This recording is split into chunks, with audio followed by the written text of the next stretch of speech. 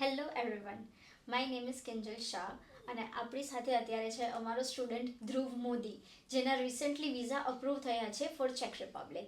સો firstly ધ્રુવ, congratulations visa approval થવા માટે. Thank you ma'am. હવે આપણે થોડીક ઇન્ફોર્મેશન લેશું કે ધ્રુવનો એક્સપિરિયન્સ કયો રહ્યો, એ કઈ યુનિવર્સિટીમાં જાય છે, કયા કોર્સમાં જાય છે, એની ફીસ કેટલી છે અને આપણે એક એનું ફીડબેક બી લેશું. સો ધ્રુવ, મને કહેશો કે તમે કઈ યુનિવર્સિટીમાં જાઓ છો?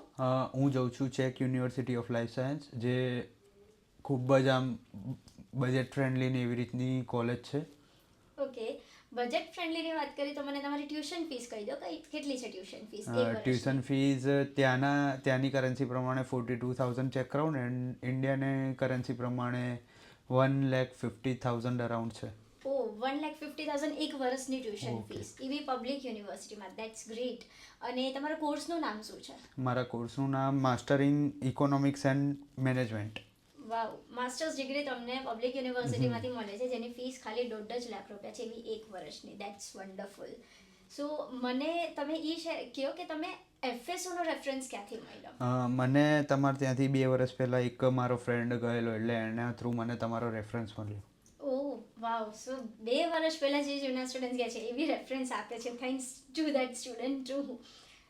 મને તમે એ કહેશો કે તમે એફએસઓમાં જોઈન ક્યારે થયા હતા ફોર યોર વિઝા પ્રોસેસ? મારું આઈએલ્ટ્સનું રિઝલ્ટ જાન્યુઆરીમાં આવ્યું હતું, એના પછી મેં આ બધી પ્રોસેસ ફેબ્રુઆરીમાં ચાલુ કરેલી. Okay. આની કન્સલ્ટન્સી એફએસઓ થ્રુ. ઓકે, એટલે તમે તમારું સ્ટાર્ટિંગમાં એડમિશનની પ્રોસેસ ફેબ્રુઆરી 2024માં જોઈન કર્યું Join છે અને કર્યું. સ્ટાર્ટ કર્યું છે. વાવ. અને અત્યારે ઓગસ્ટમાં આપણે બેઠા છે, એમનું વિઝા અપ્રૂવ થઈ ગયા છે, વિઝા સ્ટેમ્પ બી થઈ ગયો છે અને નેક્સ્ટ મંથ એ ટ્રાવેલ બી કરે છે એમના સ્ટડી પર્પસ માટે. સો મને એ કહે કે તમારા જે વિઝા છે એ કેટલા દિવસમાં અપ્રૂવ થયા? Around 20 to 25 days. 20 to 25 ડેઝમાં વિઝા અપ્રુવલ થઈ ગયા છે. That is wonderful.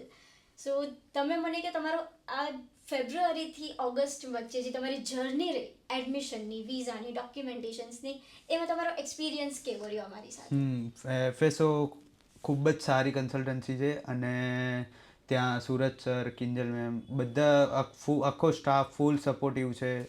So that મને તો મારી પ્રોસેસ બહુ ઇઝીલી પતી ગઈ. તમને એડમિશન લેવામાં કઈ પ્રોબ્લેમ થઈ? ના, વિઝાના ના, ના, ના, ઇન્ટરવ્યુમાં ના. કેવી રીતે ના, રહ્યો ના. એક્સપિરિયન્સ? બધી સારી રીતે પ્રોસેસ પતી ગઈ. મને એડમિશન ખૂબ સરળથી મળી ગયું, વિઝા બી ખૂબ જલ્દી